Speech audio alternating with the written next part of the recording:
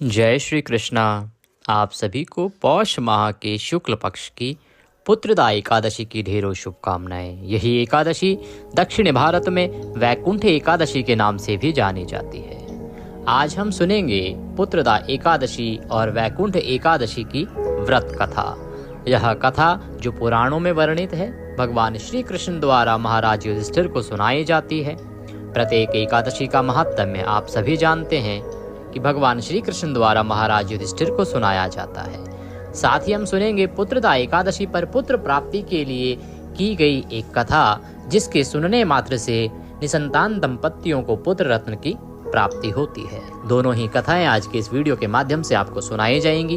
आपसे अनुरोध है कि अपने व्रत की सफलता के लिए और अपनी इच्छाओं की पूर्ति के लिए, मनवांछित फल प्राप्त करने के लिए कमेंट बॉक्स में अवश्य लिखें जय श्री हरि या ओम नमः भगवते वासुदेवाय। भगवान श्री हरि का यह मंत्र एक चमत्कारिक मंत्र है। जब भी आप इसको लिखते हैं या बोलते हैं तो उससे एक ऊर्जा उत्पन्न होती है और वह ऊर्जा आपके जीवन में सकारात्मक परिवर्तन लेके आती है, आपकी इच्छाओं को पूरा करती है। आइए अब हम कथा सुनेंगे। आशा करते हैं कि आपने पूजन कर लिया होगा। सूक्ष्म रूप से बताएं तो आपके सामने भगवान श्री हरि की तस्वीर होनी चाहिए। आप उन्हें पहले 3 बार जल के छींटे देंगे, पद्य अर्घ आचमनी कराएंगे गंगा जल युक्त जल से। उसके बाद भगवान को तिलक लगाएंगे, फूलों की माला पहनाएंगे, धूप दिखाएंगे, दीप दिखाएंगे और नैवेद्य के रूप में जो भी आपके पास मिठाई हो, फल हो, वह अर्पित करेंगे। फिर भगवान को जल आचमनी कराएंगे। तदोपरांत आपको नमस्कार करना है और यह कथा आरंभ करनी है, सुननी है। आइए अब हम कथा आरंभ करते हैं। आप देख रहे हैं देवभूमि ज्योतिष संस्थान का प्रतिष्ठित यूट्यूब चैनल देवभूमि धार्मिक। अथ पौष शुक्ला एकादशी व्रत कथा पुत्रदा एकादशी व्रत कथायाम आरंभः। महाराज युधिष्ठिर ने कहा कि हे भगवान, हे केशव, आपने सफला एकादशी का महात्म्य विधिवत रूप से बताया है और इस प्रकार से बताकर आपने मुझ पर बड़ी कृपा की है। अब मैं आपसे अनुरोध करता हूँ कि कृपा करके ये बतलाइए कि पौष मास के शुक्ल पक्ष की एकादशी का क्या नाम है, इसका व्रत कैसे किया जाता है, इसकी विधि क्या है और इसका फल क्या होता है। इस दिन कौन से देवता की पूजा की जाती है माधव, मैं ये सब जानने की इच्छा रखता हूँ। हे माधव, आप यह सब बताने की कृपा करें। महाराज श्री कृष्ण इस प्रकार से युधिष्ठिर के द्वारा निवेदन किए जाने पर बोले, हे राजन, इस एकादशी का नाम है पुत्रदा एकादशी। इसमें श्री नारायण भगवान की पूजा की जाती है। चर और अचर संसार में पुत्रदा एकादशी के व्रत के समान कोई दूसरा व्रत नहीं है। इसके पुण्य से मनुष्य तपस्वी, विद्वान और लक्ष्मीवान होता है। इसकी मैं एक कथा कहता हूँ, वह तुम ध्यान पूर्वक सुनो। एक समय की बात है, भद्रावती नामक नगरी में सुकेतुमान नाम का एक राजा राज्य करता था। उसके कोई पुत्र नहीं था। उसकी स्त्री का नाम था सैव्या। वह निपुत्री होने के कारण सदैव चिंतित रहा करती थी। राजा के पितर भी रो रो कर पिंड लिया करते थे और सोचा करते थे कि इसके बाद हमको कौन पिंड देगा, क्योंकि उन्हें लगता था कि राजा के कोई संतान नहीं है और इसके बाद उनका कुल समाप्त हो जाएगा। तो पितरों को इसका बड़ा ही दोष रहता था कि उनके पिंडदान कौन करेगा, कौन उनकी तृप्ति करेगा, और इस कारण राजा के पितर सदा परेशान रहते थे। राजा को भाई, बांधव, धन, हाथी, घोड़े, राज्य और मंत्री, इन सब में किसी भी चीज से संतोष नहीं होता था। राजा के पास वैभव था, लक्ष्मी थी, मंत्री थे, नौकर चाकर थे, परंतु मन में शांति नहीं थी, मन में संतोष नहीं था। इसका एकमात्र कारण था पुत्र का ना होना। वह सदैव ही यही विचार करता था कि मेरे मरने के बाद मुझको कौन पिंडदान करेगा, क्योंकि आप सभी जानते हैं कि पिता के मरने के बाद पुत्र पिंडदान करता है तो पिता की आत्मा की मुक्ति होती है। इसीलिए सदैव उसे यह दुख सताता रहता था कि उसकी मुक्ति किस प्रकार से होगी। बिना पुत्र के पितरों और देवताओं का ऋण मैं कैसे चुका सकूंगा। जिस घर में पुत्र ना हो उसमें सदैव ही अंधकार रहता है। इसलिए मुझे पुत्र की उत्पत्ति के लिए प्रयत्न करना चाहिए। इस प्रकार से राजा सदा विचार करता रहता था। राजा सोचता था कि जिस मनुष्य ने पुत्र का मुख देखा है वह धन्य है। उसको इस लोक में यश और परलोक में शांति मिलती है, अर्थात उसके दोनों लोक सुधर जाते हैं। पूर्व जन्म के कर्म से ही इस जन्म में पुत्र, धन आदि प्राप्त होते हैं। राजा इसी प्रकार दिन रात चिंता में लगा रहता था। एक समय राजा ने अपने शरीर को त्याग देने का विचार किया, परंतु आत्मघात को महान पाप समझकर उसने ऐसा नहीं किया। एक दिन अचानक राजा के मन में विचार आया कि क्यों ना वह आत्महत्या कर ले, पर क्योंकि वह राजा था और उसे इसका एहसास हुआ कि ये तो कायर करते हैं, इसीलिए वह अपने आप को संभाल पाया और उसने ऐसा नहीं किया। एक दिन राजा ऐसा ही विचार करता हुआ अपने घोड़े पर चढ़कर वन को चल दिया और पक्षियों, वृक्षों को देखने लगा।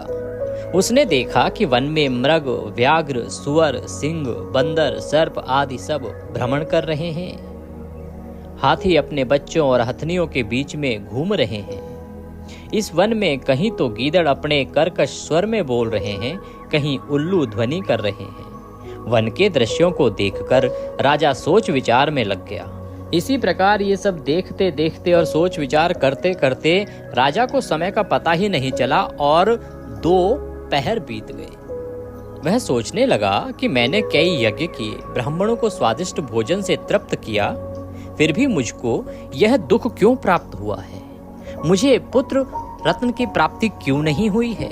मैंने ऐसा कौन सा पाप किया है जिसके कारण मुझे निसंतान रहना पड़ रहा है और यह कष्ट झेलना पड़ रहा है?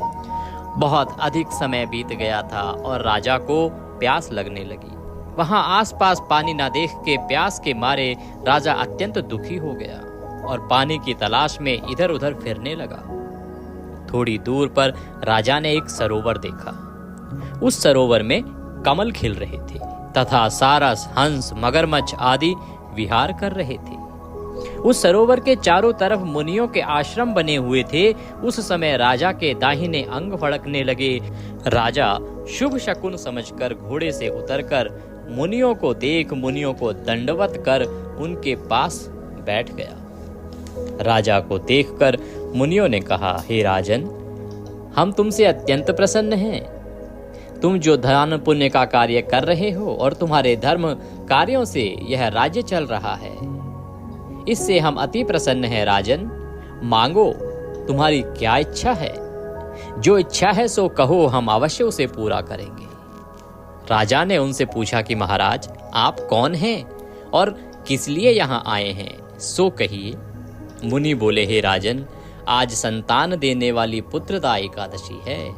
हम लोग विश्वदेव हैं और इस सरोवर पर स्नान करने के लिए आए हैं। इस पर राजा कहने लगा कि हे महाराज, मेरे भी कोई संतान नहीं है। यदि आप मुझ पर प्रसन्न हैं तो एक पुत्र का वरदान दीजिए। मुनि बोले, हे राजन, आज पुत्रदा एकादशी है, आप इसका व्रत करें। भगवान की कृपा से अवश्य ही आपके पुत्र होगा। यह एकादशी आपको मनवांछित फल देने वाली है। जो कोई इसका व्रत करता है उसकी इच्छा अवश्य पूरी होती है। इस प्रकार मुनि के कहे जाने पर राजा अत्यंत प्रसन्न हुआ और प्रसन्नता पूर्वक बोला, हे मुनिराज, आप कृपा करके मुझे इसके व्रत की विधि बताएं, मैं इस व्रत को अवश्य ही करूंगा। राजा के निवेदन करने पर मुनिराज ने उन्हें इस एकादशी के व्रत का विधान बताया।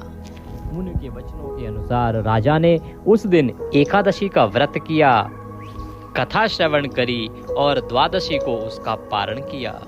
उसके पश्चात मुनियों को प्रणाम करके राजा अपने महल में वापस आ गया। कुछ समय के बाद रानी ने गर्भ धारण किया और 9 महीने के पश्चात राजा को पुत्र रत्न की प्राप्ति हुई। वह राजकुमार अत्यंत शूर, वीर, धनवान, यशस्वी तथा प्रजापालक हुआ। उसकी कीर्ति दूर दूर तक फैली और उसने अपने पितरों सहित अपने पिता के नाम को भी बहुत रोशन किया।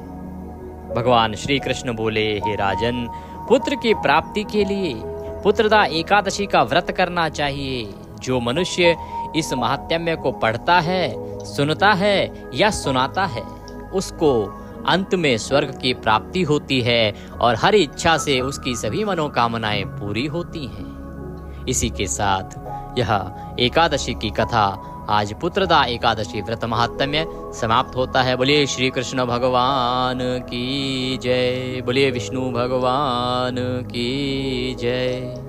आप यह जयकारा कमेंट बॉक्स में लिखकर भी लगा सकते हैं। इसके बाद आपको आरती करनी है और आरती करने के बाद आप भगवान को भोग लगाएंगे।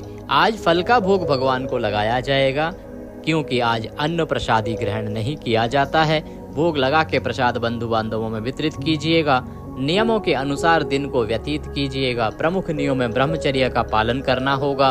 किसी के साथ वैर भाव झगड़ा आदि नहीं करना है। किसी पर अकारण क्रोध नहीं करना है। किसी के प्रति दुर्भावना मन में नहीं लानी है। किसी से ईर्ष्या नहीं करनी है और भगवान श्रीहरि के चरणों में मन को लगाते हुए दिन को व्यतीत करना है।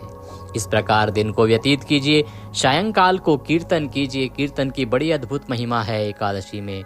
और हो सके तो रात्रि को जागरण कीजिए। सोना हो तो पृथ्वी पर शयन कीजिए और अगले दिन पारण के लिए सूर्योदय से पहले उठ जाइए। उठने के बाद स्नान आदि करके भगवान भास्कर को जल देकर भगवान श्रीहरि की पूजा कीजिए। पंचोपचार पूजन विधि जो हमने आपको बताई है उससे पूजन कीजिएगा। पूजन करने के पश्चात आपको पारण वाले दिन भगवान को पीले चावल का भोग लगाना चाहिए। पुत्रदा एकादशी पर विशेष रूप से केसर युक्त खीर बनाई जाती है, तो केसर युक्त खीर का भोग लगाते हैं तो वह अति उत्तम रहेगा। अगर ये सब ना हो तो आप फल का भोग भी लगा सकते हैं या जो शुद्ध भोजन आपने घर में बनाया हो जिसमें तामसिक पदार्थों का प्रयोग ना किया हो, जिसमें लहसुन प्याज आदि ना हो, तो उस सात्विक भोजन का भोग भी आप भगवान को लगा सकते हैं। जब भोग लगाएंगे तो ध्यान रखिएगा कि उसमें तुलसी का पत्ता अवश्य रखिएगा। तुलसी दल के बिना भगवान को भोग नहीं लगाइएगा। भोग लगाने के बाद जल आचमनी कराइएगा और उसके बाद पुष्पांजलि अवश्य कीजिएगा।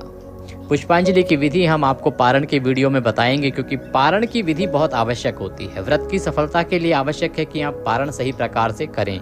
जब आप पारण सही प्रकार से करते हैं तभी आपको व्रत का पूर्ण फल प्राप्त होता है। इसीलिए आपको पारण सही प्रकार से करना चाहिए। हम प्रत्येक एकादशी के पारण की विधि एकादशी व्रत वाले दिन अपलोड करते हैं, तो यह 10 तारीख को वीडियो अपलोड कर दिया जाएगा। आप उस वीडियो को देखिएगा, विधि देखिएगा, नियम देखिएगा कि किन किन नियमों का आपको ध्यान रखना है, क्या भोग लगाना है, क्या मंत्र बोलना है पारण में, ये संपूर्ण जानकारी देखिएगा और फिर आप व्रत का पारण कीजिएगा। आइए अब सुनते हैं दूसरी कथा जो कि महिष्मति नामक राजा से संबंधित एक कथा है जो पुत्रदा एकादशी की कथा के रूप में सुनी जाती है। द्वापर युग की बात है। महिष्मति नामक नगरी के राजा का नाम था महाजित। महाजित नाम का राजा महिष्मति पर राज्य करता था। वह बहुत ही धर्मपरायण था। उसके राज्य में सभी प्रकार के धर्म कर्म के कार्य सुचारू रूप से चलते थे। ऋषि मुनि सदा प्रसन्न रहते थे, प्रजा सदा प्रसन्न रहती थी। राजा प्रजा का पुत्रवत पालन किया करता था। किसी को किसी प्रकार का कष्ट नहीं था और नगर में सभी कुशल पूर्वक प्रेम से रहा करते थे। परंतु राजा के पास राज वैभव तो बहुत था, धन संपत्ति तो बहुत थी, पर उसे शांति नहीं थी। राजा को सदा चिंता सताती रहती थी कि उसके कोई संतान नहीं है। संतान ना होने के कारण अनेकों उपाय राजा करता रहा, परंतु उसे संतान की प्राप्ति नहीं हुई। तब राजा ने ऋषियों की शरण ली। ऋषियों की शरण में जाने पर ऋषियों ने उन्हें एक उपाय बताया कि हे राजन, तुम पौष मास के शुक्ल पक्ष की पुत्रदा एकादशी का व्रत करो। उसके परिणाम से अवश्य ही तुम्हारी मनोकामना पूरी होगी और तुम्हारे कुल में पुत्र रत्न की उत्पत्ति होगी। इस प्रकार ऋषियों द्वारा आशीर्वाद दिए जाने और मार्गदर्शन किए जाने पर महिष्मति नगरी के राजा ने एकादशी के आने पर सुबह उठकर व्रत का संकल्प लिया। संकल्प करके विधि विधान से भगवान का पूजन किया, कथा श्रवण करी और व्रत को द्वादशी के दिन पारण करके पूर्ण किया। सभी नियमों का पालन करते हुए जब राजा ने व्रत को पूर्ण किया तो उसके परिणाम स्वरूप 9 महीने के पश्चात राजा को एक पुत्र रत्न की प्राप्ति हुई। जो कोई इस एकादशी के व्रत को पुत्र प्राप्ति के लिए करता है, संकल्पित होकर करता है, उसे अवश्य ही संतान रत्न की प्राप्ति होती है। जो कोई इस कथा को सुनता है या सुनाता है उसकी सभी मनोकामनाएं पूरी होती हैं। बोलिए श्री कृष्ण भगवान की जय। इसी के साथ यह एकादशी की लघु कथा भी यहाँ समाप्त होती है। आप दोनों ही कथाओं का श्रवण करें, विधि से पूजन करें और अगले दिन पारण करें। भगवान श्री कृष्ण अवश्य ही आपकी मनोकामनाएं पूरी करेंगे। भगवान श्री हरि के आशीर्वाद से आपको अवश्य ही मनवांछित फल प्राप्त होगा और आपकी सभी परेशानियां भगवान स्वयं हर लेंगे। ये थी आज की कथा। वीडियो अच्छा लगा हो तो उसे लाइक अवश्य कीजिएगा। ये भगवान के प्रचार प्रसार की कथाएं हैं और ये सनातन के विस्तार की कथाएं हैं। इनको जितना अधिक हो सके आप प्रचारित कीजिए, प्रसारित कीजिए, आगे तक बढ़ाइए, जिससे कि सभी लोग सही कथाओं का श्रवण कर सकें और जो गलत कथाएं या अनुचित कथाएं YouTube पर प्रचारित प्रसारित की जा रही हैं उनसे सभी को बचाया जा सके। भगवान सब पर कृपा करें। यदि आप एकादशी कथा के उपलक्ष्य में कोई दक्षिणा आदि ब्राह्मण के निमित्त देना चाहते हैं, भेजना चाहते हैं तो जानकारी डिस्क्रिप्शन बॉक्स में दी गई है, आप वहां पर भेज सकते हैं। भगवान सब पर कृपा करें। जय श्री कृष्ण।